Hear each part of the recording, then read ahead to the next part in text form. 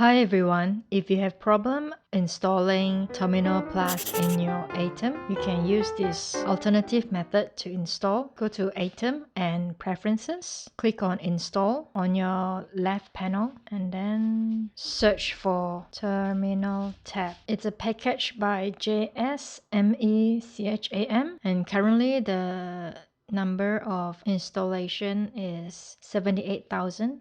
And then click on install. Previously the Terminal Plus, I think there were some Mac OS updates which caused this terminal package to be unusable. So once you have installed Terminal tab, and it will show setting, uninstalled and disable. You can click into it to check out how to use it. Shift Command T to open terminal in your Atom workspace. So go to your window, any code, and then Command Shift T. Your terminal will show up at the bottom of your window and you can go ahead and type in any command instead of opening terminal separately. Alright, that's all from me. And if you want to open up terminal from the menu on top, can do so. Click on packages and go to terminal and open terminal.